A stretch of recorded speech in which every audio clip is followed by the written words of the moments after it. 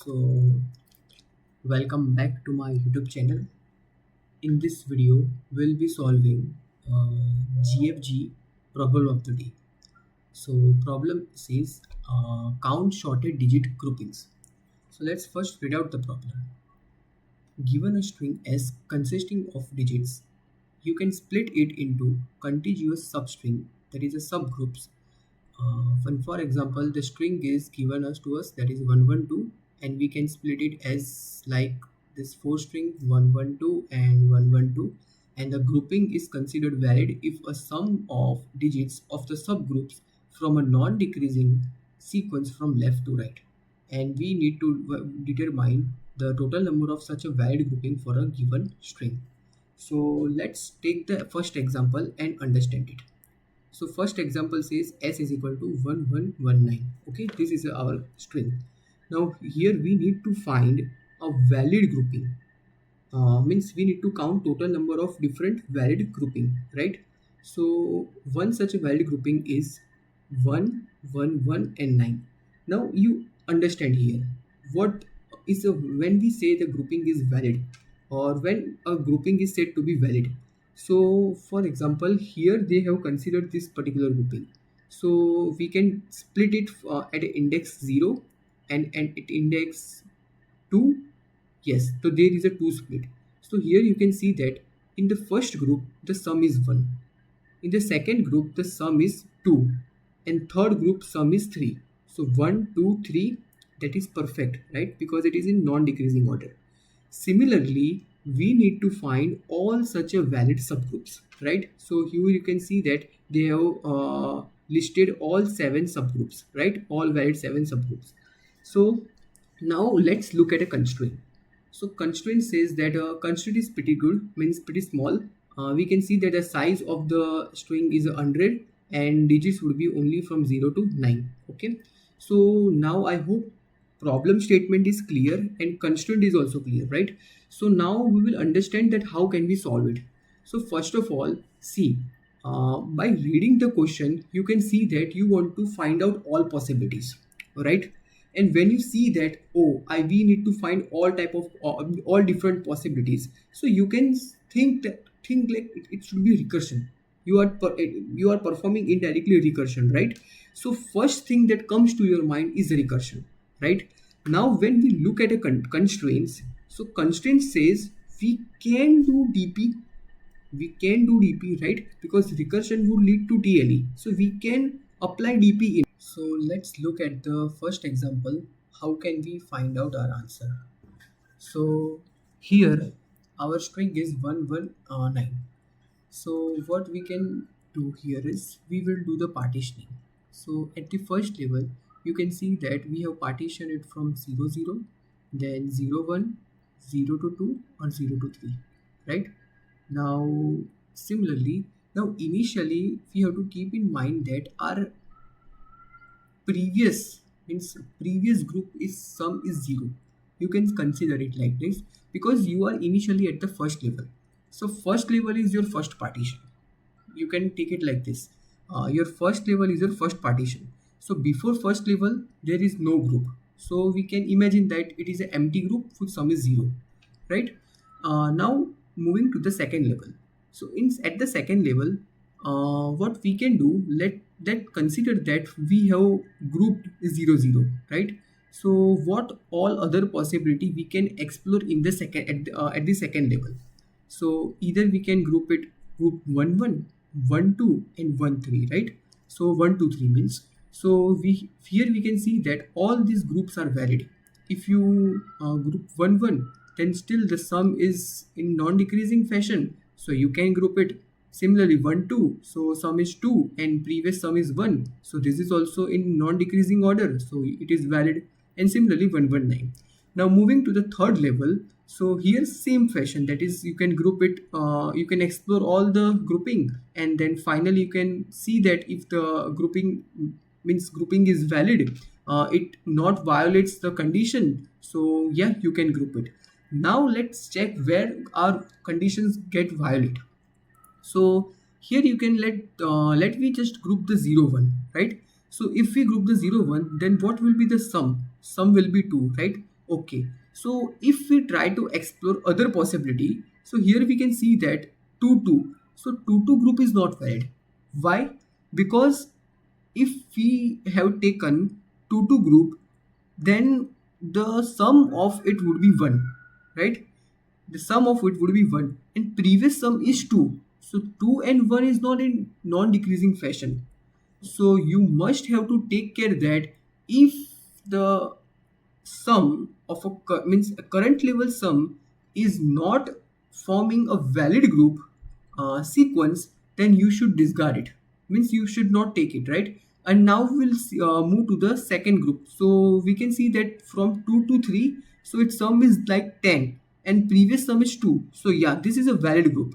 So yes, you can explore all the possibilities and find out your answer. But here we will make use of DP. So let's just have a look at a code so you would be able to understand it better. So okay, so initially what we will do, we have a string, so we will store its length.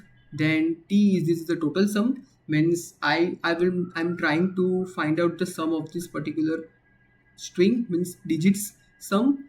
And finally I'll create my dp array, right? That is a 2D, and I'll be creating the dp array of n and total sum, right? Now why I am creating, I'll also explain you, that you don't worry about it. So and what I'll do, then I'll call these functions in order to get my answer. So here initially you are at index 0, so you will start from the first index. And initially consider that your previous sum, means at first level I had told you that this previous level, means zeroth level sum would always be 0 because there is a no group, empty group. That is why I have here written 0. Then I am passing the string and this is dp. So let's understand this particular functions, right? So in this is my condition, two terminating conditions, and this is dp, right? So initially forget about these two things. Okay, so initially my answer is 0 and current sum. Now this is important. Here we will start this function. So I'll start from I and I'll move till the length, right? So what I'll do here, I'll see that current sum I'll store. I'll keep on adding the digits, right? From I to till n. So I'll add it and I'll check whether the current sum is greater than my previous sum or not.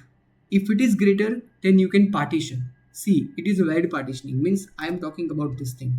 I hope you would understand that. See, here I have a 0 1, right? So initial sum is my 0, sorry 2.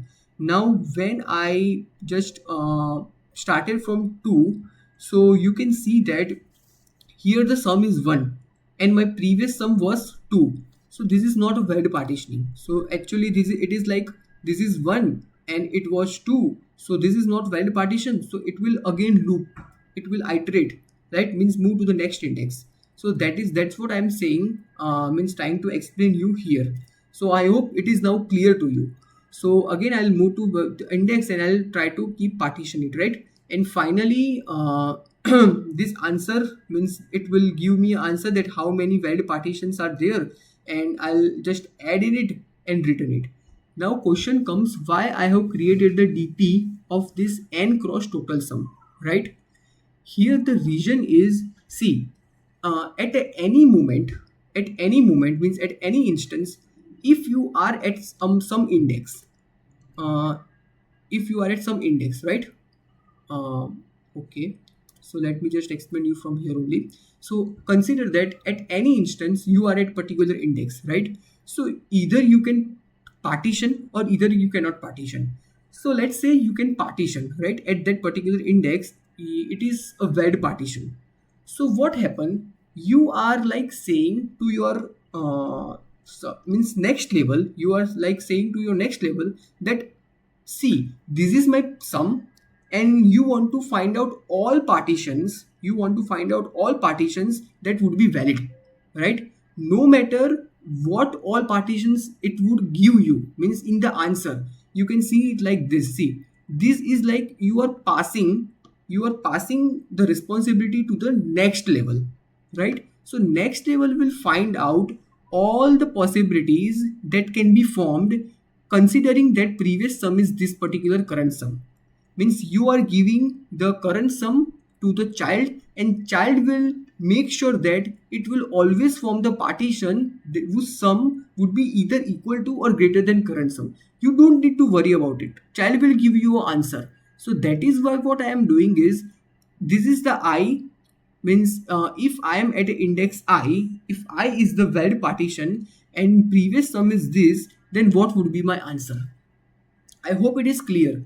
At every instance, you are making decision whether to partition or not partition. If we can partition, then what all possibilities are there, right? So you are just keep thinking. And why previous sum? Because previous sum is important. Previous sum, based on previous sum, you can tell your child that means child will able to know that which all partitions would be valid, right? So that is why this previous sum is very important and play important role here.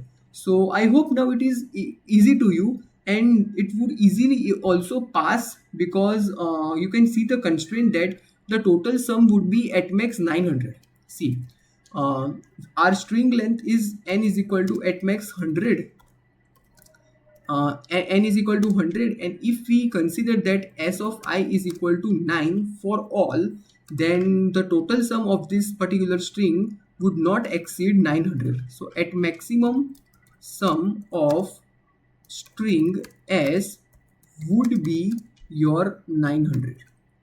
It will be maximum, it will not exceed it, right?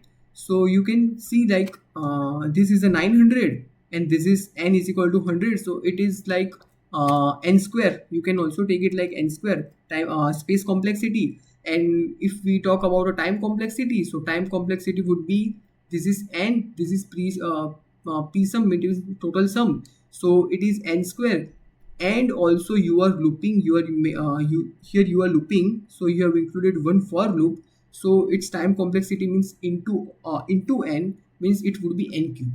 So your time complexity would be n cube and your space complexity would be n square. So yeah, this is all about the question and how can we solve it. Still, if you are having any doubt, feel free to ask me in the comment section. I'll try my best to answer your doubt. And if you really enjoy, I mean, learn from this video, I would encourage you to like it. And if you are new to my channel, then I'll also encourage you to subscribe my channel, hit the bell icon and share with your friends. Thank you.